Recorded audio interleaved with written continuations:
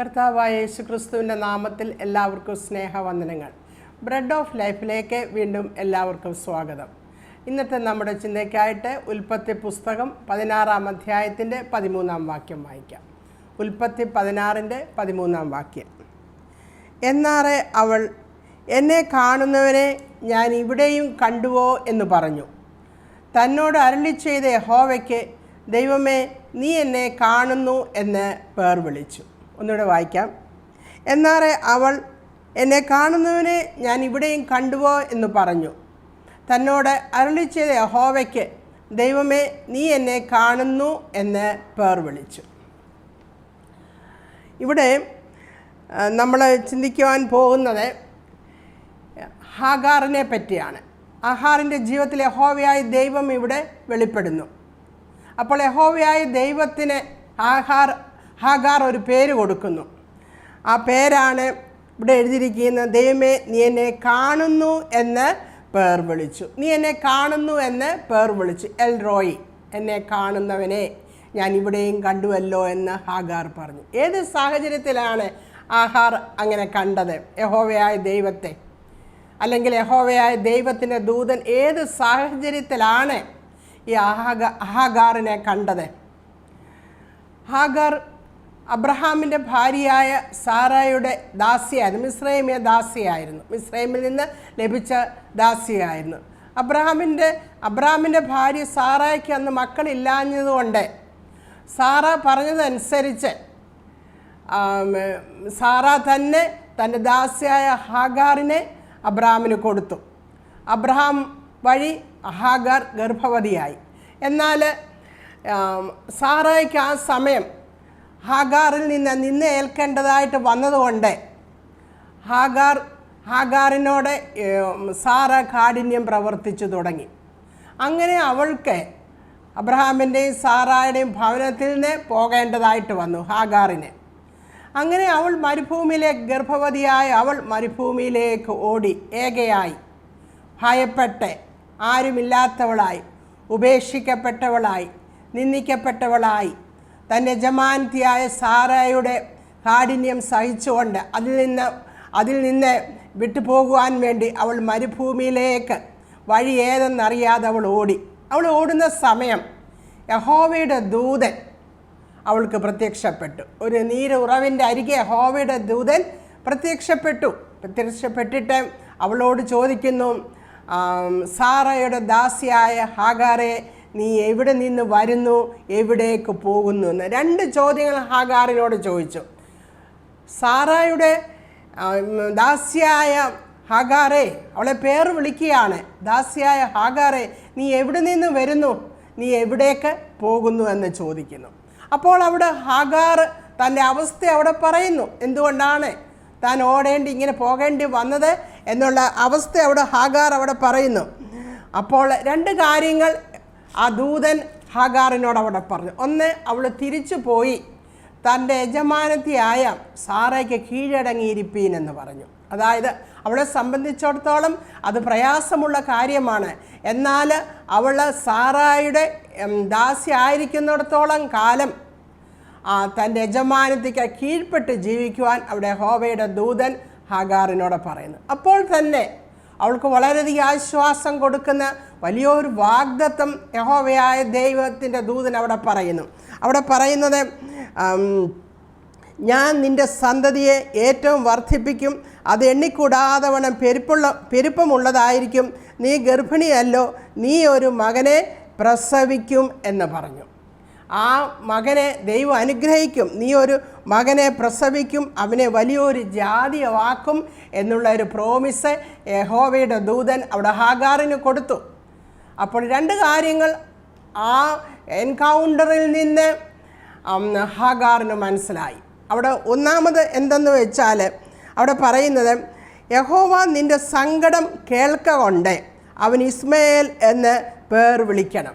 യഹോവ നിൻ്റെ സങ്കടം, നീ ഗർഭവതിയാണ്, നിനക്ക് ഓടി പോകേണ്ടി വന്ന് യജമാനത്തിയുടെ അടുക്കൽ നിന്ന്, അല്ലെങ്കിൽ ഭർത്താവായ അബ്രഹാമിൻ്റെ അടുക്കൽ നിന്ന് നിനക്ക് ഓടിപ്പോകേണ്ടതായിട്ട് വന്ന്, നിൻ്റെ സങ്കടം ഞാൻ കേൾക്കുന്നു, ഞാൻ കാണുന്നു എന്ന് പറഞ്ഞിട്ട് പറഞ്ഞു. അതുകൊണ്ട് നിൻ്റെ ഈ ഉദരത്തിൽ കിടക്കുന്ന മകനെ ഇസ്മായേൽ എന്ന് പേർ വിളിക്കണം, സങ്കടം കാണുന്നവൻ. രണ്ടാമതായിട്ട് പറയുന്നു, രണ്ടാമതായിട്ട് അവിടെ തന്നെ ഈ അവസ്ഥയിൽ കണ്ട യഹോവയുടെ ദൂതനെ ഇവിടെ ഒരു പേരിടുന്നു. ആഗാർ തന്നെ ഒരു പേരിടുന്നു. അതാണ് നമ്മൾ കുറിവാക്കിയതായിട്ട് വായിച്ച്, എന്നെ കാണുന്നവനെ ഞാൻ ഇവിടെയും കണ്ടുവോ എന്ന് പറഞ്ഞ് തന്നോട് അരുളി ചെയ്ത യഹോവയ്ക്ക്, ദൈവമേ നീ എന്നെ കാണുന്നു എന്ന് പേർ വിളിച്ചു. നീ എന്നെ കാണുന്നു എന്ന് പേർ വിളിച്ചു. അത് എൽ റോയി. അപ്പോൾ ഈ രണ്ട് വാക്കുകളിൽ തന്നെ എൻ്റെ മെസ്സേജസ് ഉണ്ട്. നമ്മുടെ ഏകാന്തതയിൽ അല്ലെങ്കിൽ നമ്മുടെ കഷ്ടപ്പാടിൻ്റെ നടുക്ക്, നമ്മുടെ വേദനയുടെ നടുക്ക്, നമ്മുടെ കണ്ണുനീരിൻ്റെ നടുക്ക്, അല്ലെങ്കിൽ മറ്റുള്ളവരാൽ നാം ത്യജിക്കപ്പെടുമ്പോൾ, മറ്റുള്ളവരാൽ നാം നിന്ദിക്കപ്പെടുമ്പോൾ, ആരും സഹായത്തിനില്ലാത്ത അവസ്ഥയിൽ നമ്മളെ കാണുന്ന ഒരു ദൈവം, ആ ഒരു ദൈവത്തെയാണ് ഇതിൽ കൂടി, ഇന്നത്തെ ചിന്തയിൽ കൂടി ഞാൻ നിങ്ങളുടെ മുമ്പിൽ പറയാമെന്ന് വിചാരിക്കുന്നത്. അല്ലെങ്കിൽ നമ്മുടെ സങ്കടത്തെ അറിയുന്ന, കാണുന്ന, കേൾക്കുന്ന ഒരു ദൈവം, ആ ദൈവത്തിന് അതുകൊണ്ടാണ് മകനെ ഇസ്മായേൽ എന്ന് പേരിടാൻ പറഞ്ഞത്. അപ്പോൾ നമ്മുടെ സങ്കടത്തെ, വേദനകളെയെല്ലാം കാണുന്ന ഒരു ദൈവം, പ്രിയപ്പെട്ടവരെ, നമ്മുടെ കൂടെ തന്നെ ഉണ്ട്. ആ ദൈവം എപ്പോഴാണ് നമുക്ക് വെളിപ്പെടുന്നത്? ആ നമ്മുടെ സങ്കടത്തിൻ്റെയും വേദനയുടെയും ഏകാന്തതയുടെയും മധ്യേ നമ്മളെ ആരും സഹായിക്കാനില്ലാത്ത സാഹചര്യങ്ങളിൽ ഈ ദൈവം നമുക്ക്, ഈ എൽ റോയി നമുക്ക് വെളിപ്പെടും. നമ്മളെ അവൻ കാണും, നമ്മുടെ അവസ്ഥകളെ അവൻ കാണുന്നതായിരിക്കും. ഇവിടെ ആഗാറിനും അത് തന്നെയാണ് സംഭവിച്ചത്. അപ്പോൾ ഹാഗാറിൻ്റെ ഈ അവസ്ഥയുടെ ജീവിതത്തോട് നമ്മളെ ഒന്ന് റിലേറ്റ് ചെയ്യാൻ പറ്റുമോ? ഒരുപക്ഷെ ഹാഗാറിനുണ്ടായ ആ സിറ്റുവേഷൻ ഒരുപക്ഷെ നമുക്കുണ്ടാകുകയില്ല, നമുക്കില്ലായിരിക്കാം. എന്നാൽ ആഹാറിൻ്റെ ആ സമയത്തെ അവരുടെ അവസ്ഥ, അല്ലെങ്കിൽ അവരുടെ വിചാരങ്ങളോടെ നമ്മുടെ ജീവിതത്തിൽ നമ്മുടെ അവസ്ഥകളെ നമുക്കൊന്ന് റിലേറ്റ് ചെയ്യാൻ പറ്റുമോ? എങ്ങനെയായിരിക്കും നമ്മൾ ആ സമയം എന്ന്, അങ്ങനെയുള്ള വേദനകൾ നിറഞ്ഞ സമയത്ത് നാം എങ്ങനെയായിരിക്കുമെന്ന് നമുക്കൊന്ന് ചിന്തിച്ച് നോക്കുന്നത് നല്ലതാണ്. ഒരു പക്ഷേ ഭർത്താവിൽ നിന്ന് അവഗണന ലഭിക്കുന്നവരെ, അല്ലെങ്കിൽ മക്കൾ ഇഗ്നോർ ചെയ്യുന്നവരെ, അല്ലെങ്കിൽ മക്കളിൽ നിന്ന് വേണ്ടത്ര കെയർ കിട്ടാത്തവരെ, മക്കൾ നോക്കാത്തവരെ, അല്ലെങ്കിൽ ഭർതൃഗ്രഹത്തിൽ പ്രയാസങ്ങൾ സഹിക്കുന്നത്, പീഡനങ്ങൾ സഹിക്കുന്നവരെ, അല്ലെങ്കിൽ ഭർത്താവിൽ നിന്ന് അവഗണന, പീഡനങ്ങൾ സഹിക്കുന്നവരുടെ എല്ലാം ചിന്തകളും അവരുടെ വേദനകളും എല്ലാം ഈ തരത്തിലുള്ളതായിരിക്കും. എന്നാൽ ആ അവസരങ്ങളിലെല്ലാം നമ്മൾ ഓർക്കേണ്ടത് നമ്മളെ കാണുന്ന ഒരു ദൈവമുണ്ടെന്നുള്ളതാണ്. ഇവിടെ നമ്മൾ നോക്കുമ്പോൾ ഈ 16-ാം അധ്യായത്തിൻ്റെ ആദ്യ ഭാഗത്ത്, 2-ാം ഭാഗത്ത് ഈ ഹാഗാറിനെ പറ്റി അവിടെ എഴുതിയിരിക്കുന്നത്, എന്നാൽ അവൾക്ക് ഹാഗാർ എന്ന് പേരുള്ള ഒരു മിസ്രൈമ്യ ദാസി ഉണ്ടായിരുന്നുവെന്ന്. ഹാഗാറിൻ്റെ ഒരു മിസ്രൈമ്യ ദാസിയായിട്ട് ഈ 16-ാം അധ്യായത്തിൻ്റെ 2-ാം വാക്യത്തിൽ കാണുന്നുണ്ട്. എന്നാൽ അതിൻ്റെ 5-ാം വാക്യത്തിൽ സാറ പറയുന്നുണ്ട്, എൻ്റെ ദാസിയെ നിൻ്റെ മാർവിടത്തിൽ ഞാൻ തന്നുവല്ലോ എന്ന് അവിടെ സാറ പറയുന്നു. എൻ്റെ ദാസി എന്ന് സാറ പറയുന്നു. പിന്നെ 6-ാം വാക്യത്തിൽ നമുക്ക് കാണുവാൻ കഴിയും, അബ്രഹാം പറയുന്നത് നിൻ്റെ ദാസി എന്ന്. അപ്പോൾ അവളെ അങ്ങോട്ടും ഇങ്ങോട്ടും എറിയുന്ന ഒരു അവസ്ഥ, എൻ്റെ ദാസി, നിൻ്റെ ദാസി, അല്ല വെറും ദാസി. അവളുടെ പേരിന് അവൾക്ക് യാതൊരു വിലയും അവിടെ കൽപ്പിക്കുന്നില്ല. അവൾ തനിയെ അവളെ നിന്ദിക്കപ്പെട്ടവളായി അവളുടെ പേരിന് യാതൊരു വിലയുമില്ലാതെ നിൽക്കുന്ന ആ അവസരത്തിൽ, അവൾക്ക് ആരും വില കൽപ്പിക്കാതിരുന്ന അവസരത്തിൽ, അവൾ ഏകയായി മരുഭൂമിയിലേക്ക് ഓടിപ്പോകുമ്പോൾ അവൾ കേട്ട ശബ്ദം എന്താണ്? യഹോവയുടെ ദൂതനിൽ നിന്ന്, ആഗാറേ നീ എവിടെ നിന്ന് വരുന്നു, എവിടേക്ക് പോകുന്നു എന്നുള്ള ശബ്ദമാണ് യഹോവയുടെ ദൂതനിൽ നിന്ന് അവൾ കേട്ടത്. പ്രിയപ്പെട്ടവരെ, നമ്മളെ ആരെല്ലാം മറന്നുപോയാലും, നമ്മൾ എത്ര വിലയില്ലാത്തവരായിരുന്നാലും നമ്മളെ അറിയുന്ന ഒരു ദൈവമുണ്ട്. ദൂതൻ അവിടെ എൻ്റെ ദാസി, നിൻ്റെ ദാസി എന്ന് പറഞ്ഞുകൊണ്ട് അവളെ അങ്ങോട്ടും ഇങ്ങോട്ടും ഇട്ട് അടിക്കുമ്പോൾ യഹോവയുടെ ദൂതൻ പറയുന്നത്, ഹാഗാറേ നീ എവിടെ നിന്ന് വരുന്നു, എവിടേക്ക് പോകുന്നു എന്ന് ചോദിക്കുന്നു. യെശയ്യാപ്രവചനം 49-ാം അധ്യായത്തിൻ്റെ 15-ഉം 16-ഉം വാക്യത്തിൽ ഇങ്ങനെ പറയുന്നുണ്ട്, ഒരു സ്ത്രീ തൻ്റെ കുഞ്ഞിനെ മറക്കുമോ? താൻ പ്രസവിച്ച മകനോട് കരുണ തോന്നാതിരിക്കുമോ? അവർ മറന്നു കളഞ്ഞാലും ഞാൻ നിന്നെ ഒരു നാളും മറന്നു കളയില്ല, എൻ്റെ ഉള്ളം കരങ്ങളിൽ നിന്നെ വരച്ചിരിക്കുന്നുവെന്ന്. ഒരു സ്ത്രീ താൻ പ്രസവിച്ച കുഞ്ഞിനെ മറക്കുമോ? മറക്കും. അങ്ങനത്തെ അനുഭവങ്ങളല്ലേ നാം ഇന്ന് കാണുന്നത്. ആ പ്രസവിച്ച കുഞ്ഞിനോട് കരുണ തോന്നാതിരിക്കുമോ? കണ്ണു തോന്നാതിരിക്കുന്നത് എത്രയോ കഥകൾ, എത്രയോ നടന്ന സംഭവങ്ങൾ നമ്മൾ ഈ നാളുകളിൽ കേട്ടുകൊണ്ടിരിക്കുന്നു. എന്നാൽ കർത്താവ് പറഞ്ഞു, അവരങ്ങനെയൊക്കെ ചെയ്താലും ഞാൻ നിങ്ങളെ ഒരു നാളും മറന്നു പോകുകയില്ല, ഞാൻ നിങ്ങളെ എൻ്റെ ഉള്ളംകരങ്ങളിൽ വരച്ചിരിക്കുന്നു. ഈ വരച്ചിരിക്കുന്നു, ഉള്ളംകരങ്ങളിൽ വരച്ചിരിക്കുന്നു എന്ന് യഹോവയായ ദൈവം പറയുന്നു. അപ്പോൾ നമ്മളെ ഉള്ളംകരങ്ങളിൽ വഹിച്ചിരിക്കുന്ന ദൈവം നമ്മുടെ അവസ്ഥകളെ അറിയുന്നുണ്ട്, നമ്മളെ കാണുന്നുണ്ട്. യോഹന്നാന്റെ സുവിശേഷം 10-ാം അധ്യായത്തിൻ്റെ 3-ാം വാക്യത്തിൽ പറയുന്നുണ്ട്, തൻ്റെ ആടുകളെ അവൻ പേർ ചൊല്ലി വിളിക്കുന്നുവെന്ന്. നമ്മുടെ പേര് കർത്താവിനറിയാം. തൻ്റെ ആടുകളെ അവൻ പേർ ചൊല്ലി വിളിക്കുന്നുവെന്ന് പറയുന്നു.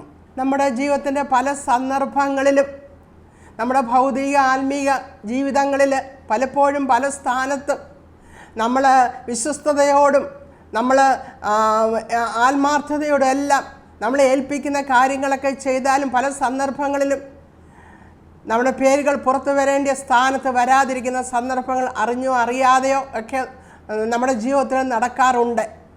എന്നാൽ ഒരു നാൾ നമ്മുടെ കർത്താവ് നമ്മുടെ പേര് മറന്നു പോകുകയില്ല. മറ്റുള്ളവർ മറന്നു പോയെന്ന് വരും, അവർ മറക്കുകയല്ല, ചില മനഃപൂർവ്വമായിട്ട് മറന്നു പോയെന്ന് വരും, മനഃപൂർവ്വമായിട്ട് മറച്ചു വെച്ചെന്ന് വരും. എന്നാൽ നമ്മുടെ കർത്താവ് അങ്ങനെയല്ല. അവൻ നമ്മളെ പേർ ചൊല്ലി വിളിക്കും. നമ്മുടെ അമ്മയുടെ ഉദരത്തിലാകുന്നതിന് മുമ്പേ തന്നെ അവൻ നമ്മളെ കണ്ട് അവൻ നമ്മളെ പേർ ചൊല്ലി വിളിച്ചതാണ്. ജോസഫിനെ പറ്റി നമ്മൾ നോക്കുമ്പോൾ, ജോസഫ് കാരാഗ്രഹത്തിൽ കൂടെ കിടന്നവരോട് പറഞ്ഞു, നിങ്ങൾ ഇവിടുന്ന് രക്ഷപ്പെട്ടു പോകുമ്പോൾ എന്നെ ഓർക്കണേ, എൻ്റെ കാര്യം രാജാവിനോട് പറയണമേ എന്ന്. പക്ഷേ രാജാവിനോട് പറയാൻ അവർ മറന്നുപോയി. മൊർദെഖായി തൻ്റെ കൊട്ടാരത്തിൽ രാജാവിനെ കൊല്ലുവാനുള്ള പ്ലാൻ പദ്ധതിയിട്ടെന്ന് അറിഞ്ഞപ്പോൾ അത് രാജാവിനെ അറിയിക്കുകയും രാജാവിനെ രക്ഷിക്കുകയും ചെയ്ത സംഭവത്തിന് മൊർദെഖായിക്ക് ആ സമയം ഒന്നും ലഭിച്ചില്ല, ഒരു പ്രതിഫലവും ലഭിച്ചില്ല. മൊർദെഖായിയുടെ പേരെല്ലാവരും മറന്നുപോയി. എന്നാൽ യഹോവയായ ദൈവം അത് ഓർമ്മിപ്പിക്കേണ്ട സമയത്ത് അത് ഓർമ്മിപ്പിച്ച് കൊടുക്കുന്നതായി ആ ഭാഗം വായിക്കുമ്പോൾ നമുക്ക് കാണുവാൻ കഴിയും. അതുപോലെ തന്നെ ജോസഫിൻ്റെ കാര്യത്തിലും. പ്രിയപ്പെട്ടവരെ, മറ്റുള്ളവർ നമ്മുടെ പേര് മറന്നെന്നിരിക്കാം, എന്നാൽ കർത്താവ് ഒരു നാളും അങ്ങനെ ചെയ്യുകയില്ല. യെശയ്യാപ്രവചനം 45-ാം അധ്യായത്തിന് 4-ാം വാക്യത്തിൽ പറയുന്നു, നീ എന്നെ അറിയാതിരിക്കെ ഞാൻ നിന്നെ ഓമനെ പേർ ചൊല്ലി വിളിച്ചിരിക്കുന്നുവെന്ന്. നമ്മുടെ യഹോവയായ ദൈവം പറയുകയാണ്, നീ എന്നെ അറിയാതിരിക്കെ. നാം ദൈവത്തെ അറിയാതിരിക്കെ തന്നെ, ആ സന്ദർഭത്തിൽ തന്നെ, ആ അവസരങ്ങളിൽ തന്നെ, ദൈവത്തെ അറിയാതിരുന്ന അവസരത്തിലാണ് ദൈവം നമ്മളെ ഓമനെ പേർ ചൊല്ലി വിളിച്ചിരിക്കുന്നത്. നമുക്കതുകൊണ്ട് ഹാഗാറിൻ്റെ ജീവിതത്തിൽ അവരെ എല്ലാവരും തള്ളിയെങ്കിലും യഹോവയുടെ ദൂതൻ ആ മരുഭൂമിയുടെ അവസരത്തിൽ, അവളെ ആരും സഹായിക്കാനില്ലാതിരുന്ന അവസരത്തിൽ അവളെ ചെന്ന് അവൾക്ക് വാഗ്ദത്തം കൊടുത്ത് അവളെ ആശ്വസിപ്പിക്കുന്നതായിട്ട് നമുക്ക് കാണുവാൻ കഴിയും. നമ്മുടെ ഇങ്ങനത്തെയുള്ള സാഹചര്യങ്ങൾ, പ്രിയപ്പെട്ടവരെ, നാം മറ്റുള്ളവരാൽ തള്ളപ്പെടുകയാണ്. പെട്ടെന്നിരിക്കാം, മറ്റുള്ളവർ നമ്മളെ തള്ളിക്കളഞ്ഞെന്നിരിക്കാം, എന്നാൽ കർത്താവ് നമ്മളെ ഒരു നാളും മറന്നു പോകുകയില്ല. മത്തായിയുടെ സുവിശേഷം 6-ാം അധ്യായത്തിൻ്റെ 26-ാം വാക്യത്തിൽ പറയുന്നു, ആകാശത്തിലെ പറവകളെ നോക്കുവിൻ, അവ വിതയ്ക്കുന്നില്ല, കൊയ്യുന്നില്ല, കളപ്പുരയിൽ ഒന്നും കൂട്ടുവയ്ക്കുന്നതുമില്ല, എങ്കിലും സ്വർഗസ്ഥനായ നിങ്ങളുടെ പിതാവ് അവയെ പുലർത്തുന്നുവല്ലോ. അവയേക്കാൾ നിങ്ങൾ ഏറ്റവും വിലയുള്ളവരല്ലയോ? അവയേക്കാൾ, ഈ കിളികളേക്കാൾ, ഈ പറവകളേക്കാൾ നിങ്ങൾ ഏറ്റവും വിലയേറിയവരോ അല്ലയോ എന്ന് കർത്താവ് പറയുന്നു. നമ്മൾ ദൈവത്തിൻ്റെ സന്നിധിയിൽ നമ്മൾ വിലയേറിയവരാണ്. ഇവിടെ അപ്പോൾ ഹാഗാർ എൽറോയ് എന്ന് അവിടെ പേര് വിളിക്കുന്നു. ദൈവത്തിന് എൽറോയ്, എന്നെ കാണുന്നവനെ ഞാൻ ഇവിടെയും കണ്ടുമോ എന്ന് അവിടെ പേര് വിളിക്കുകയാണ്. എന്നെ കാണുന്നവനെ ഞാൻ ഇവിടെയും കണ്ടുവല്ലോ എന്ന് പറഞ്ഞ് അവൻ എൽറോയ്, അല്ലെങ്കിൽ കാണുന്നുവല്ലോ എന്നുള്ള പേര് യഹോവയായ ദൈവത്തെ അവിടെ വിളിക്കുന്നു. നമ്മൾ വേദപുസ്തകം നോക്കുമ്പോൾ, വേദപുസ്തകം പരിശോധിക്കുമ്പോൾ യഹോവയായ ദൈവത്തിന് ആരും ഒരു പേരിടുന്നതായിട്ട് നമ്മൾ കാണുന്നില്ല. അതൊരു യഹൂദനായാലും, ഒരു ജാതീയ വർഗത്തിലെ ആളാണെങ്കിലും, ഒരു സ്ത്രീ ആണെങ്കിലും, ഒരു പുരുഷനാണെങ്കിലും യഹോവയായ ദൈവത്തിനൊരു പേരിടുന്നതായിട്ട് കാണുന്നില്ല. എന്നാൽ ഹാഗാർ യഹോവയായ ദൈവത്തിന് ഇവിടെ ഒരു പേരിടുകയാണ്, എൽ റോയി, എന്നെ കാണുന്നവനെ എന്ന്. എൽ റോയിയുടെ അർത്ഥം, ഹീബ്രു അർത്ഥം ഷെപ്പേഡ് എന്നാണ്.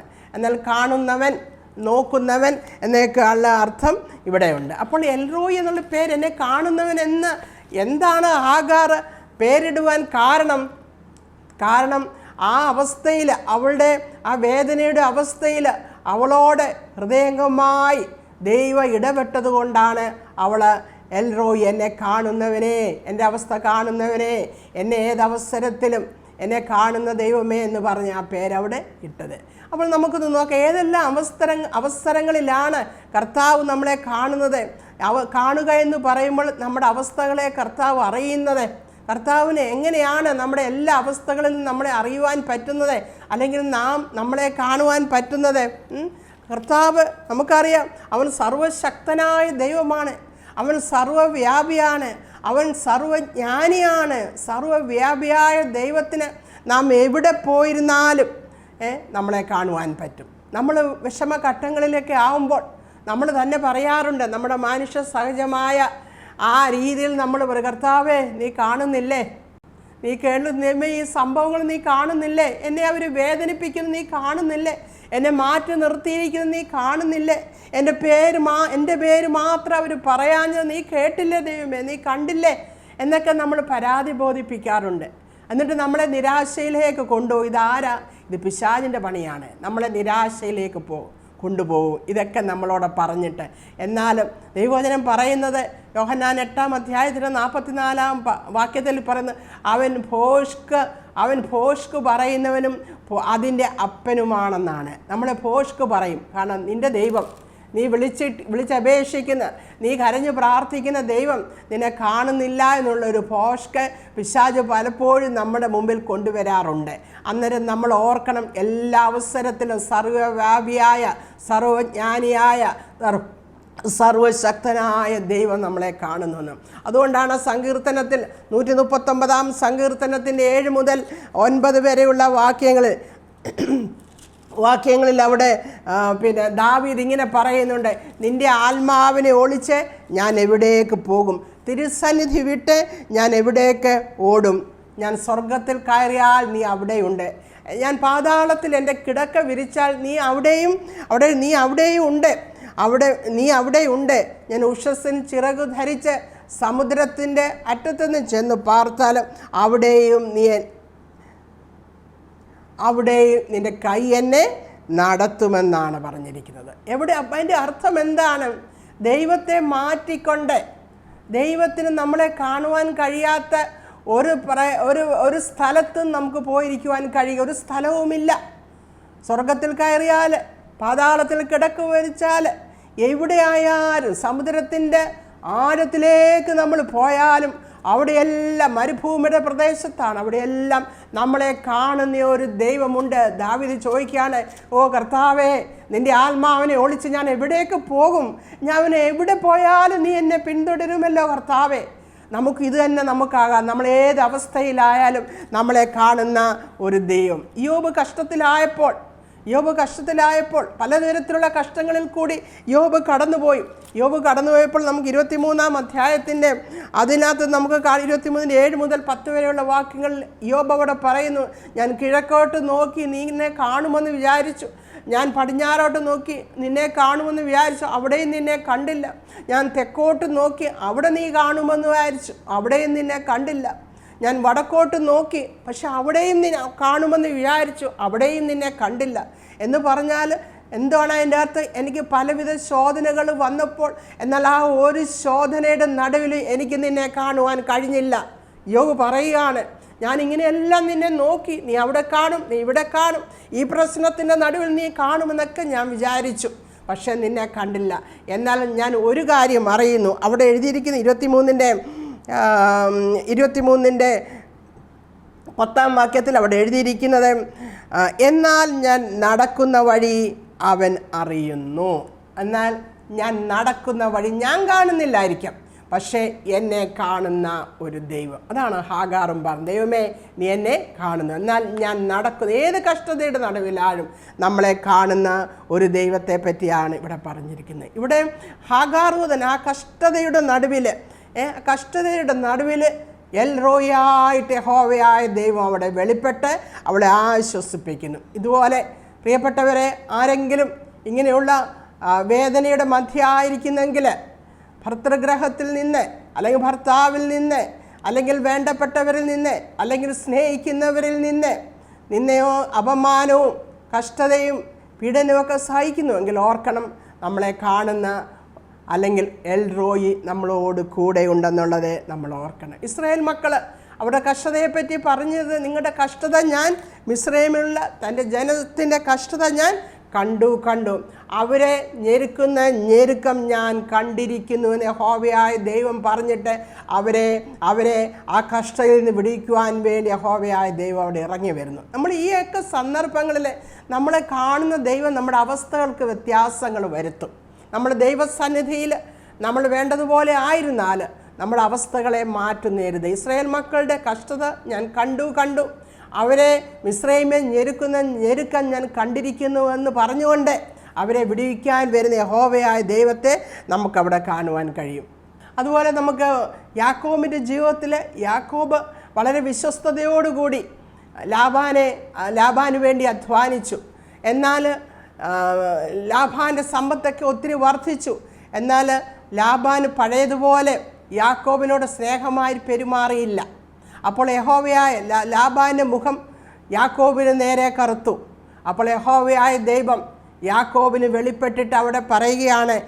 ജെനസിസ് 31 അധ്യായത്തിൻ്റെ 12 വാക്യത്തിൽ പറയുന്നു, യഹോവയായ ദൈവം അവിടെ പറയുകയാണ്, ലാബാൻ നിന്നോട് ചെയ്തതൊക്കെയും ഞാൻ കണ്ടിരിക്കുന്നുവെന്ന്. ലാബാൻ നിന്നോട് ചെയ്തതൊക്കെയും ഞാൻ കണ്ടിരിക്കുന്നുവെന്ന് അവിടെ പറയുകയാണ്. അപ്പോൾ ലാബാന് യാക്കോബിനോട് അനീതിയായി ചെയ്യുന്ന കാര്യങ്ങളൊക്കെ യഹോവയായ ദൈവം കണ്ടിട്ട് അവിടെ പറയുന്നു, കണ്ടിരിക്കുന്നു. എന്നിട്ട് അവിടെ നിന്ന് പുറപ്പെടുവാൻ യാക്കോബിനോട് അവിടെ പറയുന്നു. പ്രിയപ്പെട്ടവരെ, മറ്റുള്ളവർ നമ്മൾ വിശ്വസ്തയോടെയാണ് നമ്മൾ പെരുമാറുന്നതെങ്കിൽ, മറ്റുള്ളവർ നമ്മളോട് അനീതിയോടെയാണ് പെരുമാറുന്നതെങ്കിൽ, അങ്ങനെ ഒരു അനുഭവം ആർക്കെങ്കിലും, ഈ കേൾക്കുന്ന ആർക്കെങ്കിലും അനുഭവിക്കുന്നുണ്ടെങ്കിൽ, അന്ന് യാക്കോബിനോട് പറഞ്ഞ ദൈവം നിങ്ങളോടും പറയുകയാണ്, അവർ നിങ്ങളോട് ചെയ്യുന്ന അനീതി ഞാൻ കണ്ടിരിക്കുന്നുവെന്ന് പറയുന്നു. അപ്പോൾ എല്ലാം കാണുന്ന ഒരു ദൈവം.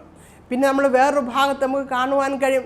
നമ്മുടെ കർത്താവായ യേശു തൻ്റെ പരിചയ ശുശ്രൂഷയ്ക്ക് വന്നപ്പോൾ ഫിലിപ്പോസിനെ പരിചയപ്പെട്ടു. ഫിലിപ്പോസ് യേശുവിനെ നഥനയേലിൻ്റെ അടുത്ത് കൊണ്ടുപോയി. അപ്പോൾ നഥനയേലിനെ കണ്ടുകൊണ്ട് നമ്മുടെ കർത്താവ് പറഞ്ഞു, ഇവൻ സാക്ഷാൽ ഇസ്രയേലിൻ എന്ന് അവിടെ പറയുന്നു. നഥനയേലിനെ കണ്ടുകൊണ്ട് പറയുന്നു. അപ്പോൾ നഥനയേൽ യേശുവിനോട് അവിടെ ചോദിച്ചു, നീ എന്നെ എവിടെ വെച്ച് അറിയും? യേശുവിനോട് ചോദിക്കുക, നീ എന്നെ എവിടെ വെച്ച് അറിയും? അപ്പോൾ യേശു അവിടെ പറയുന്നുണ്ട്, നമുക്ക് യോഹന്നാന്റെ സുവിശേഷം 1 അധ്യായത്തിൻ്റെ 48 വാക്യത്തിൽ പറയുന്നുണ്ട്. അവിടെ പറയുന്നുണ്ട്, ഫിലിപ്പോസ് നിന്നെ വിളിക്കുന്നതിന് മുമ്പേ തന്നെ നീ അത്തിയുടെ കീഴിലിരിക്കുന്നതേ ഞാൻ കണ്ടിരിക്കുന്നു.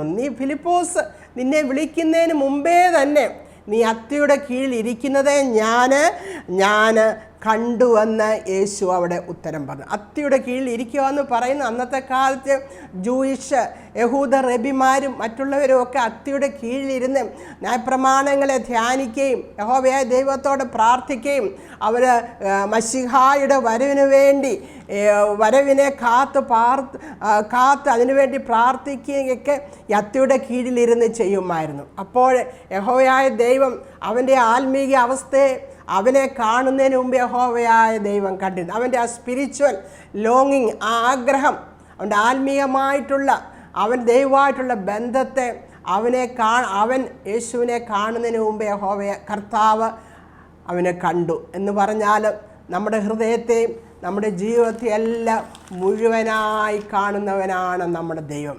അവൻ്റെ ആത്മീയ കാര്യങ്ങൾ, അവൻ എങ്ങനെയുള്ളവനാണ്, അവൻ ദൈവമായിട്ടുള്ള ബന്ധത്തിൽ അവൻ എങ്ങനെയുള്ളവനാണെന്ന് യേശു മുന്നമേ കണ്ടിരുന്നു. പ്രിയപ്പെട്ടവരെ, നമ്മൾ പലർക്കും വേണ്ടി, പക്ഷേ അവനതറിഞ്ഞില്ല. എല്ലാം നമ്മളെ അതുപോലെ അറിയുന്നവനായ ദൈവം നമ്മൾ പലർക്കും വേണ്ടി പ്രാർത്ഥിക്കുന്നുണ്ടായിരിക്കാം. ഒരുപക്ഷെ അതാരും അറിയുന്നില്ല. നമ്മൾ ദൈവരാജ്യത്തിന് വേണ്ടി നമ്മൾ സൈലൻ്റായിട്ട്, നമ്മൾ ആത്മാർത്ഥതയോടെ വിശ്വസ്തയോടെ നമ്മൾ പ്രവർത്തിക്കുന്നുണ്ടായിരിക്കാം. എന്നാൽ അത് ആരും അറിയുന്നില്ലായിരിക്കും, ആരും കാണുന്നില്ലായിരിക്കും, ആരും അപ്രിഷ്യേറ്റ് ചെയ്യുന്നില്ലായിരിക്കും, ആരും നമുക്ക് വേണ്ടി 2 വാക്ക് പറയുന്നില്ലായിരിക്കും. എന്നാൽ നമ്മൾ ഓർക്കണം, നമ്മളെ കാണുന്ന ഒരു ദൈവം തക്ക സമയത്തെ നമ്മളെ മാനിക്കുവാനും ഉയർത്തുവാനും മതിയായ ദൈവമാണ്. അപ്പോൾ നമ്മുടെ ആത്മീയ കാര്യം, നമ്മൾ ദൈവത്തിന് വേണ്ടി ചെയ്യുന്ന കാര്യങ്ങൾ, അല്ലെങ്കിൽ എല്ലാ അവസ്ഥകളെയും അറിയുന്ന ദൈവം. അതുപോലെ തന്നെ നമുക്കറിയാം, നമ്മുടെ നിസ്സഹായാവസ്ഥയെ കാണുന്ന ദൈവം. ബെത്സയിദ കുളക്കരയിൽ കിടന്ന് ഒരു മനുഷ്യൻ 38 ആണ്ട്, യോഹന്നാൻ്റെ സുവിശേഷം 5-ാം അധ്യായത്തിൻ്റെ 5-ാം വാക്യത്തിൽ കിടക്കുന്നു. 38 ആണ്ട് രോഗിയായി കിടക്കുന്ന ആ മനുഷ്യനെ നമ്മുടെ കർത്താവ് കണ്ടു എന്ന് എഴുതിയിരിക്കുന്നു. അവനെ സഹായിക്കാൻ ആരുമില്ല. അവൻ രോഗിയായി കിടക്കുന്നത് യേശു കണ്ടിട്ട് മനസ്സറിഞ്ഞ് അവനോട് ചോദിക്കുന്നു, നിനക്ക് സൗഖ്യമാകുവാൻ മനസ്സുണ്ടോ എന്ന് ചോദിക്കുന്നു. കർത്താവ് കണ്ടു. അവൻ്റെ നിസ്സഹായ അവസ്ഥ കർത്താവ് കണ്ടു. അവനെ സഹായിക്കുവാൻ ആരുമില്ല എന്ന് കർത്താവ് കണ്ടിട്ട് അവൻ്റെ അടുക്കൽ ചെന്ന് അവന് സൗഖ്യം അവിടെ കൊടുക്കുന്നു. അപ്പോൾ നമ്മുടെ നിസ്സഹായ അവസ്ഥയിൽ കർത്താവേ, എന്നെ ആരും സഹായിക്കുവാനില്ലല്ലോ, എന്നെ ആരാണ് ഇതിൽ സഹായിക്കുന്ന ദൈവമേ എന്ന് നമ്മൾ നിലവിളിക്കുമ്പോൾ അത് കാണുന്ന ഒരു ദൈവമുണ്ട്. പ്രിയപ്പെട്ടവരെ, ദൈവം നമുക്ക് വേണ്ടി അവിടെ വഴികളെ തുറക്കുവാൻ മതിയായ ദൈവമാണ്. കാരണം എന്താണ് ഇതിനൊക്കെ? എബ്രായ ലേഖനം 4-ാം അധ്യായം 13-ാം വാക്യത്തിൽ പറയുന്നു, അവന് മറഞ്ഞിരിക്കുന്നത് ഒരു സൃഷ്ടിയുമില്ല, സകല അവൻ്റെ കണ്ണിന് മുമ്പ് നഗ്നവും മലർന്നവുമായിരിക്കുന്നു. അവനുമായിട്ടാണ് നമുക്ക് കാര്യമുള്ളത് എന്ന്. സകലവും അവൻ്റെ ദൃഷ്ടിയിൽ. നമ്മുടെ ചിന്തകൾ, നമ്മുടെ അവസ്ഥകൾ, നമ്മൾ പോകുന്ന അവസ്ഥകൾ, നമ്മുടെ വേദനകൾ, നമുക്ക് പലപ്പോഴും വേദനകൾ തോന്നുന്ന അവസരങ്ങൾ നമ്മുടെ ജീവിതത്തിൽ ഉണ്ടാകുമ്പോൾ, നമ്മൾ തനിയെ ഇരുന്ന് വിമിഷ്ടപ്പെടുമ്പോൾ, നമ്മൾ നെടുവേർപ്പെടുമ്പോൾ അത് കാണുന്ന ഒരു ദൈവമുണ്ട് പ്രിയപ്പെട്ടവരെ എന്ന് നമ്മൾ ഓർക്കുക. നമ്മൾ നിരാശരായി പോകരുത്. അപ്പോൾ തന്നെ നമ്മളെ ആഴമായി സ്നേഹിക്കുകയും നമുക്ക് വേണ്ടി കരുതുകയും ചെയ്യുന്ന ദൈവമുണ്ടെന്ന് ഓർക്കുക. എന്നാൽ കർത്താവ് നമ്മളെ കാണുന്നുവെന്ന് പറയുമ്പോൾ അതിൻ്റെ അർത്ഥം എന്താണ്? അതിൻ്റെ അർത്ഥം നമ്മുടെ എല്ലാ അവസ്ഥകളെയും കർത്താവ് അറിയുന്നു. അതിനുവേണ്ടി ആ അവസ്ഥകളിൽ നിന്ന് വിടിയിക്കുവാൻ കർത്താവ് നമുക്ക് വേണ്ടി പ്രവർത്തിക്കും എന്നുള്ളതാണ്. 147-ാം സങ്കീർത്തനത്തിൻ്റെ 3-ാം വാക്യത്തിൽ പറയുന്നു, മനം തകർന്നവരെ അവൻ സൗഖ്യമാക്കിയും അവരുടെ മുറികളെ അവൻ കെട്ടുകയും ചെയ്യുമെന്ന്. അപ്പോൾ മനം തകർന്നവരെ അവൻ സൗഖ്യമാക്കുന്നു, അവരുടെ മുറികളെ അവൻ കെട്ടും. അപ്പോൾ എൽറോയ്, നമ്മളെ കാണുന്ന ദൈവം, നമുക്ക് വേണ്ടി പ്രവർത്തിപ്പാനും മതിയായ ദൈവമാണ്. കാരണം എന്തെന്ന് ചോദിച്ചാൽ, നാം ദൈവസന്നിധിയിൽ വിലയേറിയവരാണ്. നമ്മുടെ അവസ്ഥകളെ മാറ്റുവാനും നമുക്ക് മറുപടി തരുവാനും നമ്മുടെ കർത്താവായ ദൈവത്തിന് മാത്രമേ കഴിയുകയുള്ളൂ. നമ്മൾ ആഗാറിനെ പറ്റി അവിടെ ചിന്തിച്ചു. എന്നാൽ വർഷങ്ങൾക്ക് ശേഷം ആഗാറിന് വീണ്ടും താൻ പ്രസവിച്ച ഇസ്മയേലുമായിട്ട് അബ്രഹാമിൻ്റെ ഭവനത്തിൽ നിന്ന് എന്നേക്കുമായിട്ട് പോകേണ്ടി വന്നു. അവൾ ത്യജിക്കപ്പെട്ടവളായി ആ കുഞ്ഞുമായിട്ട്, നേരത്തെ ഗർഭിണിയായിട്ടാണ് പോകേണ്ടി വന്നത്. എന്നാൽ ത്യജിക്കപ്പെട്ടവളായി, ഉപേക്ഷിക്കപ്പെട്ടവളായി, മനം തകർന്നവളായി, ആശയെല്ലാം വെടിഞ്ഞവളായി എന്നേക്കുമായിട്ട് അബ്രഹാമിൻ്റെ ഭവനത്തിൽ നിന്ന് അബ്രഹാം തന്നെ അവളെയും കുഞ്ഞിനെയും ആ ഭവനത്തിൽ നിന്ന് പറഞ്ഞയക്കുന്നതായിട്ട്, ഒരു തുരുത്തി വെള്ളവും കൊടുത്ത് അപ്പവും കൊടുത്ത് പറഞ്ഞയക്കുന്നതായിട്ട് നമുക്ക് 21-ാം അധ്യായത്തിൽ നമുക്ക് കാണുവാൻ കഴിയും, ജെനസിസ്. എന്നാൽ 21-ന്റെ 17-ാം വാക്യത്തിൽ പറയുന്നു, അവിടെ യഹോവയുടെ ദൂതൻ അവൾക്ക് വെളിപ്പെട്ടു. ആ ബാലൻ്റെ കരച്ചിൽ യഹോവയുടെ ദൂതൻ കേട്ടു. അവൻ്റെ സങ്കടം അറിഞ്ഞാണ് അവൻ ഇസ്മയേൽ എന്നാദ്യം പേര് കൊടുത്തത്. ബാലൻ്റെ കരച്ചിൽ യഹോവയായ ദൈവം കേട്ടിട്ട് അവിടെ ദൂതൻ അവിടെ വെളിപ്പെട്ടിട്ട് പറയുന്നു, നീ ഭയപ്പെടേണ്ട, ഞാൻ നിന്നോട് കൂടെയുണ്ട്, എന്ന് പറഞ്ഞിട്ട് അവിടെ ബലപ്പെടുത്തുകയും അവിടെ എഴുതിയിരിക്കുന്ന മരുഭൂമിയിൽ ഇസ്മായിലിൻ്റെ കൂടെ യഹോവയായ ദൈവം ഉണ്ടായിരുന്നുവെന്ന് അവിടെ പറയുന്നു. ആഗാറിൻ്റെ അവസ്ഥയിൽ ആഗാറിനെ ദൈവം കണ്ടുവെങ്കിലും നമ്മുടെ യഹോവയായ ദൈവത്തിൻ്റെ പുത്രനായ നമ്മുടെ കർത്താവിൻ്റെ രക്തത്താൽ വീണ്ടെടുക്കപ്പെട്ടവരായ നമ്മളെ എത്ര അധികമായി നമ്മുടെ അവസ്ഥകളെ നമ്മുടെ കർത്താവ് കാണുന്നുള്ളത് നമ്മൾ മനസ്സിലാക്കേണ്ടത്. അതുകൊണ്ട് പ്രിയപ്പെട്ട ദൈവത്തിലെ ഏതെങ്കിലും ഇതുപോലുള്ള അവസ്ഥകളിൽ കൂടി നാം കടന്നു പോകുന്നവരാണെങ്കിൽ നമ്മൾ കരുതുക, നമ്മൾ മനസ്സിലാക്കുക, നമ്മളെ ആഴമായി കാണുകയും നമ്മളെ ആഴമായി സ്നേഹിക്കുകയും നമ്മളെ കരുതുകയും ചെയ്യുന്ന എൽറോയിയാണ് നമ്മളോട് കൂടെയുള്ളതെന്ന് നമ്മൾ ഓർക്കുക. അപ്പോൾ നമ്മൾ ആ ഒരു അറിവ് നമുക്കുണ്ടായിരിക്കണം. ജോസഫ് പൊട്ടക്കിണറ്റിൽ കിടന്നപ്പോൾ യഹോവയായ ദൈവം കണ്ടു. പൊത്തിഫേറിൻ്റെ ഭവനത്തിൽ ഉണ്ടായ സംഭവം യഹോവയായ ദൈവം കണ്ടു. അവിടെയും കണ്ടു. കാരാഗ്രഹത്തിൽ അവൻ കിടന്നപ്പോൾ യഹോവയായ ദൈവം കണ്ടു. ക്യാൻസർ രോഗത്തിൽ കൂടെ കടന്നു പോകുന്നത് യഹോവയായ ദൈവം, ആരെങ്കിലും അങ്ങനെ കടന്നു പോകുന്നുണ്ടല്ലേ, യഹോവയായ ദൈവം കാണുന്നുണ്ട്. തനിയെ ഭവനത്തിലായിരിക്കുന്ന ജീവിതമേ, കർത്താവ് നിന്നെ കാണുന്നില്ലേ? കർത്താവ് കാണുന്നുണ്ട്. വേദനയിൽ സമയം തള്ളി നീക്കുന്ന വ്യക്തിയെ കർത്താവ് കാണുന്നില്ല എന്ന് വിചാരിക്കുന്നുണ്ടെങ്കിൽ തെറ്റ്. കർത്താവ് കാണുന്നുണ്ട്.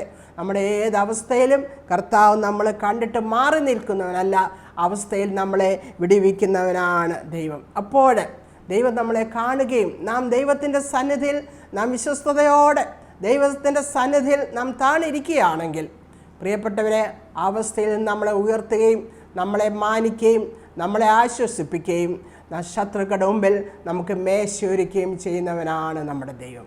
അപ്പോൾ ഈ എൽ റോയ് എപ്പോഴും നമ്മളെ കാണുന്നവനാണ്. ആ ദൈവത്തിൻ്റെ കരങ്ങൾ നമ്മുടെ ജീവിതത്തെ സമർപ്പിക്കുക. ഏതവസ്ഥയിലും എന്നെ കാണുന്ന ഒരു ദൈവമുണ്ടെന്ന് നമ്മൾ വിശ്വസിക്കുക. അത് നമുക്ക് ആശ്വാസം തരുമാറാകട്ടെ. സങ്കീർത്തനം 33-ാം അധ്യായത്തിൻ്റെ 13-ാം വാക്യത്തിൽ ഇങ്ങനെ പറയുന്നു, യഹോവ സ്വർഗത്തിൽ നോക്കുന്നു, മനുഷ്യപുത്രന്മാരൊക്കെയും അവൻ കാണുന്നുവെന്ന്. അവൻ യഹോവ നമ്മുടെ ദൈവം സ്വർഗത്തിലിരിക്കുന്നു. അവൻ സ്വർഗത്തിൽ നിന്ന് നമ്മളെ എല്ലാവരെയും മനുഷ്യപുത്രന്മാരൊക്കെയും അവൻ കാണുന്നുവെന്ന് ദൈവവചനത്തിൽ പറയുന്നുണ്ട്. ഈ ദൈവത്തിൻ്റെ കരങ്ങളിൽ നമ്മളെ സമർപ്പിക്കാം. ഈ വചനത്താൽ ദൈവം നമ്മളെ എല്ലാവരെയും അനുഗ്രഹിക്കുമാറാകട്ടെ. ആമേൻ. നമുക്ക് ഒരു നിമിഷം പ്രാർത്ഥിക്കാം. കർത്താവേ, സ്തോത്രം സ്തോത്രം. ഞങ്ങളെ കാണുന്നവനെ ഞാനിവിടെയും കണ്ടുവല്ലോ എന്ന് ഹാഗാർ പറഞ്ഞതുപോലെ കർത്താവേ, ഞങ്ങളെ എപ്പോഴും കണ്ടുകൊണ്ടിരിക്കുന്ന ദൈവമേ, നിന്നെ ഒളിച്ച് ഞങ്ങൾക്ക് എവിടെ പാർപ്പാൻ കഴിയും? ഞങ്ങളുടെ ഏതവസരത്തിലും ഞങ്ങളെ കാണുന്ന, പലപ്പോഴും എന്തെങ്കിലും കാര്യങ്ങൾ വരുമ്പോൾ നിരാശയിലേക്ക് പോകുന്നു. കർത്താവേ, എന്നെ നീ കാണുന്നില്ലേ എന്ന് ചോദിക്കും. ഞങ്ങളങ്ങനെ ചോദിച്ചു പോയാലും ഞങ്ങളെ കാണുന്ന ദൈവം, ഇയ്യോബ് പറഞ്ഞതുപോലെ, ദാവീദ് പറഞ്ഞതുപോലെ എല്ലാം ഞങ്ങൾക്കും പറയുവാനിടയാക്കണമേ എന്ന് പ്രാർത്ഥിക്കുന്നു. ഞങ്ങളാ നിന്നെ കണ്ടില്ല എങ്കിലും നീ ഞങ്ങളെ കാണുന്നല്ലോ കർത്താവേ. അറിവ് ഞങ്ങൾക്കുണ്ടായി. ദൈവത്തിൻ്റെ കരങ്ങളിൽ താഴ്ത്തി സമർപ്പിച്ചുകൊണ്ട് കർത്താവ് വിശ്വസ്തരായി കർത്താവിൻ്റെ കൂടെ നിൽപ്പാൻ, കർത്താവ് ഈ ലോകത്തിൽ ജീവിപ്പാൻ ഞങ്ങളെ അവിടുന്ന് സഹായിക്കണമേ എന്ന് പ്രാർത്ഥിക്കുന്നു. അതിനുവേണ്ടി ഞങ്ങളുടെ ജീവിതങ്ങളെ സമർപ്പിക്കുന്നു. പ്രാർത്ഥന കേട്ടതിനെ ഓർത്ത് സ്തോത്രം. യേശുവിൻ്റെ നാമത്തിൽ തന്നെ ആമേൻ. കർത്താവ് അനുവദിച്ചാൽ നമുക്ക് വീണ്ടും കാണാം.